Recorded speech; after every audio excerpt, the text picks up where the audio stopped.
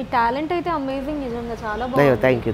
ఇప్పుడు మీరు ఏదైతే చెప్పారో రాకేష్ గారు, ఈ అంతరించిపోయిన కళలు అంటే మెల్లమెల్లగా తగ్గిపోతున్నాయి వీటి గురించి మాట్లాడుకోవడం అని, మీకు ఎప్పుడైనా ఇలాంటి థాట్స్ వచ్చాయి? అంటే ఇలాంటివి కొంచెం బయటకు తీసుకురావడానికి నా వంతు సహాయం చెయ్యాలండి. అంటే ఇప్పుడు మిమిక్రీ శ్రీనివాస్ గారు అని చెప్పాను కదండి, వాళ్ళు ఆయన ఎప్పుడు కలిసిన పెద్దవాళ్ళు వాళ్ళంతా కూర్చొని మాట్లాడుకునేటప్పుడు ఇవే అంటారు, ఈ టీవీలు, ఈ సినిమాలు, ఈ ప్రోగ్రాంల వరకు మీరు ఓకే, కొన్ని కళల్ని మనం బతికించగలిగితే ఆ కళ మనల్ని బతికిస్తుంది.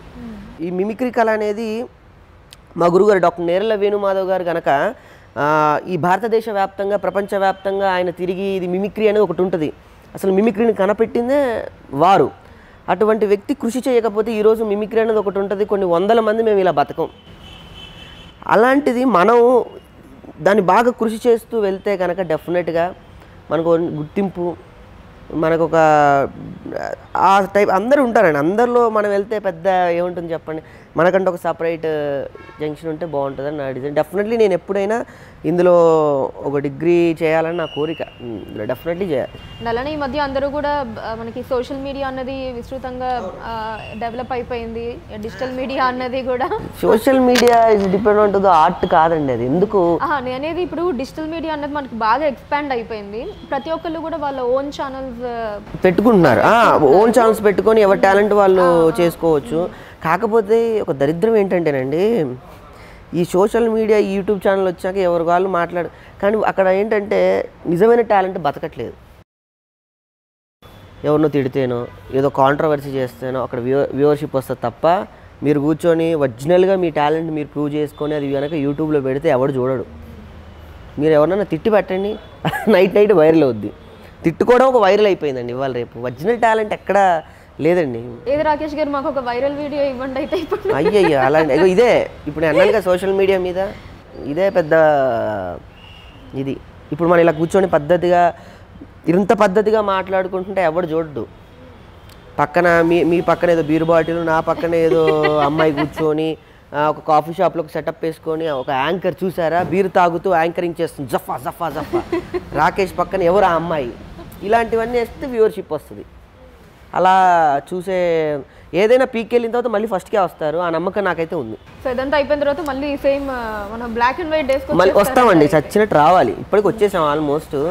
ఇంతకుముందు ఎవరి కాడు బతికేసేవాడు, ఎమోషన్స్ ఉండేవి కాదు, ఎవరి స్వార్థమైన జీవితం వాళ్ళది, పక్కన అంటాను తప్ప ఇంకా పొద్దున్న లేచి ఎవరికి ఏ పద్ధతులు ఉండవు. ఇప్పుడు కొంచెం కరోనా తర్వాత మారిందేమో అనిపిస్తుంది, ఎమోషన్స్ పెరిగాయి, జాగ్రత్తలు పెరిగాయి. పాపం పోనీలే వాడు మన అలాంటి మనిషే కదా అన్న ఒక స్వార్థం వదిలేసి బతికే రోజులు వచ్చినాయి. వాస్తవం, ఫోన్ కూడా వచ్చింది కాబట్టి. అండ్ బిగ్ బాస్ సీజన్స్ ఏమన్నా చూస్తూ ఉంటారా రాకేష్ గారు? అవినాష్ కోసం చూస్తున్నాను మేడం. పర్టికులర్ ఓన్లీ ఈ సీజన్ అంటే నేను చూడండి, బేసికల్లీ అది ఒక రకమైన విభిన్నమైన ఆట. అది అమ్మో అదొక రకమైన ఏమో నాకైతే. బట్ మా అవినాష్ వెళ్ళాడు కాబట్టి తన్ని ఎంకరేజ్ చేయాలి, తన్ని ఓటింగ్ అడగాలి కాబట్టి ఎన్టీఆర్ జబర్దస్త్లో ఫస్ట్ ఓటింగ్ స్టార్ట్ చేసింది నేను అవినాష్ తరపున. సో నేను ఈ మధ్య ఎక్కడి ఇంటర్వ్యూస్కి వెళ్ళినా కూడా ప్లీజ్ ఓట్ మా అవినాష్కి అని చెప్తున్నా. సో అంటే ఇన్ని సీజన్స్లో ఒక ఫస్ట్ మిమిక్రీ ఆర్టిస్ట్ తను, is a joker, the entertainer. ఎప్పుడు జోకర్ కూడా ఎంటర్టైనర్, తన నవ్విస్తాం కానీ వెనక 100 బాధలు ఉంటాయి.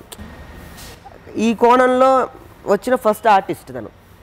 సో అందులోనూ చాలా బయట ధైర్యం చేసి కొన్ని బేర్ చేసి వెళ్ళాడు తను. అది తను షోలో కూడా చెప్తూ ఉన్నాడండి, బయట తీసుకోమన్నారు, అవమానించారు, ఇలా అదొక అది. సో దట్స్ అది వార్ చేస్తున్నాడు తను హౌస్లో. తను గెలవాలని మనస్ఫూర్తిగా కోరుకుంటున్నాను. ఎందుకంటే ఒక కమెడియన్ని గెలిపిస్తే తను ఒక్కడే ఆనందంగా ఉన్నాడు, ఆ జోష్తో ఇంకా బౌన్స్ అవుతూ ఉంటాడు, ఆనందం అందరికీ పంచిపెడుతూ ఉంటారు. సో నాకు తను గెలవాలని మనస్ఫూర్తిగా ఉంది.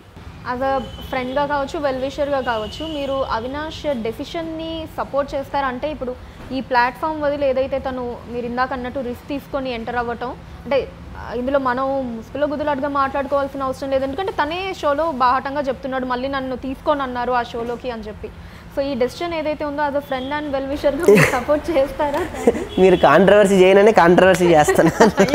కాంట్రవర్సీ ఇది పెద్ద సబ్జెక్ట్ మేడం. నాకంత అంటే ఎవరి డెసిషన్ వాళ్ళది. ఇప్పుడు ఈ ఇంటర్వ్యూకి వచ్చి నన్ను ఇంటర్వ్యూ చేయాలనే డెసిషన్ మీది, అంతే తప్ప మిమ్మల్ని పిలిచి భయపెట్టో లేకపోతే కోపట్టో లేకపోతే మిమ్మల్ని ఏమంటారు వేరే రకంగా చేసి ఇక్కడ కూర్చోబెట్టి ఇంత ఫ్రీగా ఇంటర్వ్యూ చేయలేము మనం. అది నేనైనా అయి ఉండొచ్చు, మీరైనా ఉండొచ్చు.